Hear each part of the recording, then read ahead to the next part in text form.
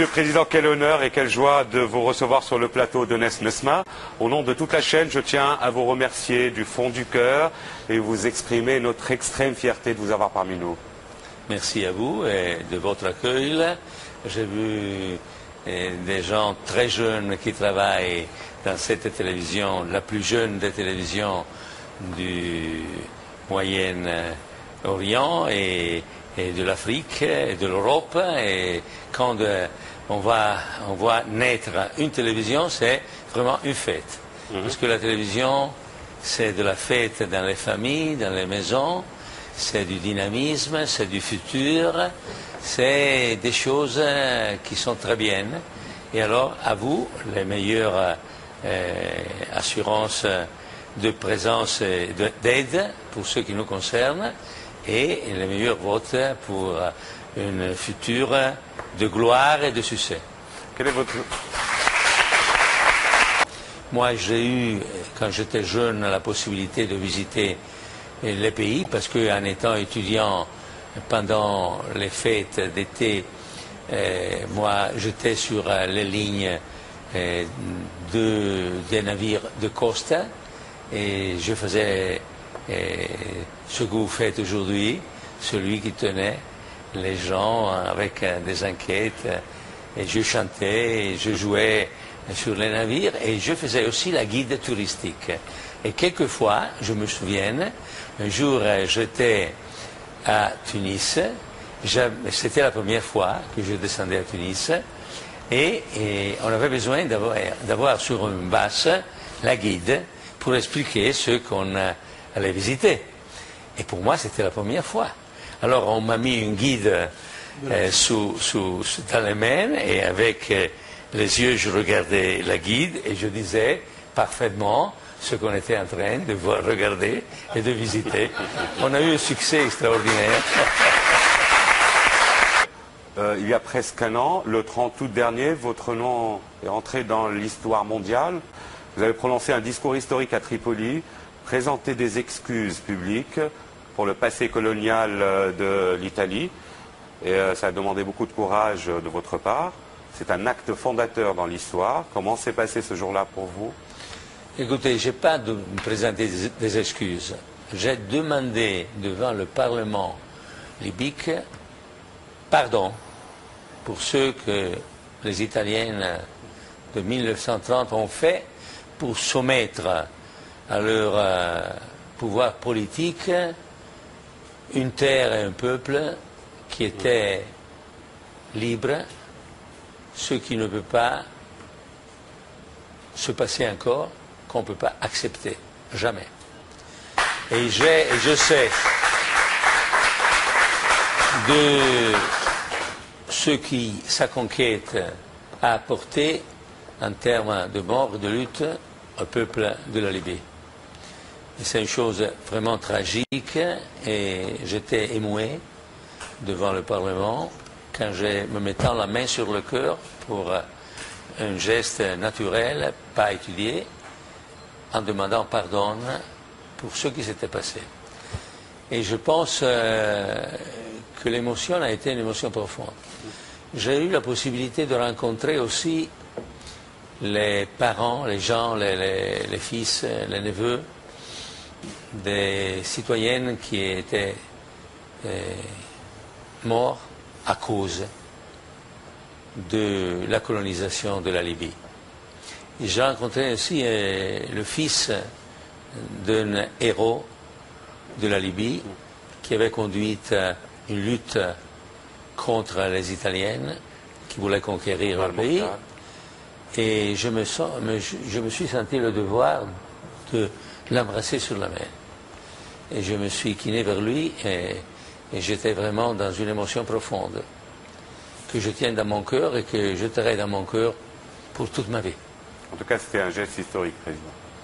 Je ne sais pas si c'est un geste historique, mais quand même...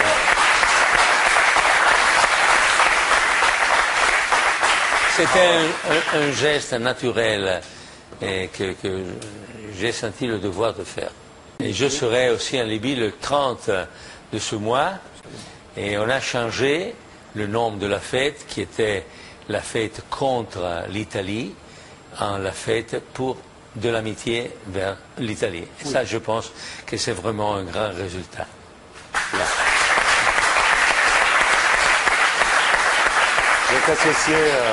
Vous êtes associé à Tarek Ben Ammar depuis 25 ans. Qu'est-ce qui vous lie exactement, tous les deux? On ne peut pas le dire. On peut le dire. On aime beaucoup l'autre moitié du ciel, qui sont les dames. Romantique. Non, à part la boutade, c'est le fait qu'on s'est trouvé dans le même métier. On a fait des films ensemble. On a eu la possibilité de nous échanger des expériences dans la production aussi de la fiction. Et enfin, on a mis un pied à une société, moitié-moitié, qui s'appelle Quinta. Et on n'a jamais écrit un pacte entre nous. On s'est donné la main la première fois et tout a marché depuis 25 ans. Et alors, on est vraiment des amis, avec une amitié profonde, qui nous donne la possibilité de compter l'un sur l'autre et de nous pouvoir être sûrs d'avoir quelqu'un qui, si un de nous deux a besoin, il est là, à son côté. À sa côté. Merci. Et Fawaz, il y a 25 ans, vraiment ces jours-ci, le président Berlusconi était sur une plage de Tunisie où je faisais un film. C'est comme ça que j'ai rencontré. Je savais que c'était un grand homme de télévision. Moi, je faisais que du cinéma.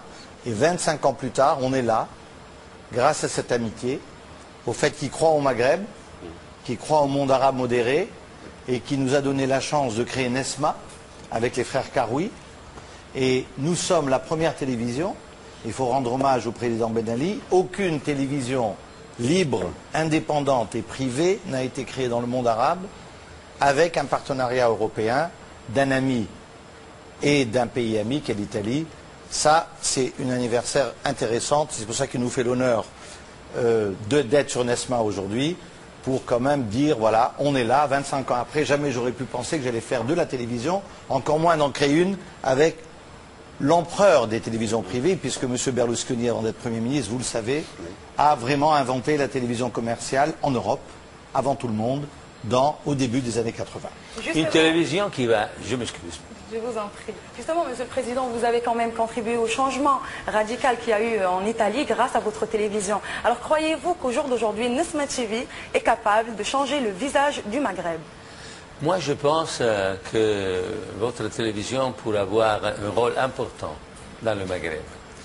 Avant tout pour faire sortir toutes les choses communes que les 4 peuples des 4 pays ont, à partir de la culture, de la religion, de la langue. Et ça, c'est quelque chose d'important. Et le Maghreb a encore besoin de quelque chose qui donne une impulsion vers un futur commun. Je pense que dans le futur, les pays du Maghreb auront des avantages énormes à se mettre ensemble beaucoup plus qu'aujourd'hui. Aujourd'hui, il y a des choses qui les séparent entre l'Algérie et le Maroc, pour exemple. Les relations de la Tunisie sont bonnes avec tous les autres 3 pays. Les gens s'aiment, mais ils n'ont pas la possibilité de mettre ensemble les synergies desquelles ils pourraient être capables. Je pense qu'une télévision qui parle la même langue, qui peut être vue dans le même temps de 80 millions d'habitants du Maghreb, pourrait donner une impulsion énorme, faire un futur plus proche de chacun vers l'autre, un futur de bien-être, de liberté, de démocratie, progressivement capable de donner à tous les peuples du Maghreb un bien-être important. Est-ce qu'on peut espérer...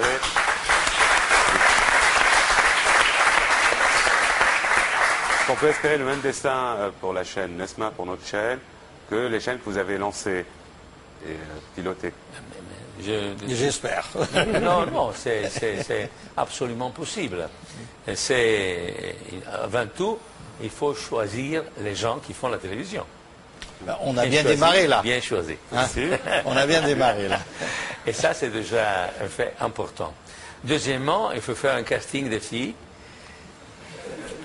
dans laquelle j'ai une compétence incroyable. Vous voulez nous aider, vous voulez nous aider? Je confirme.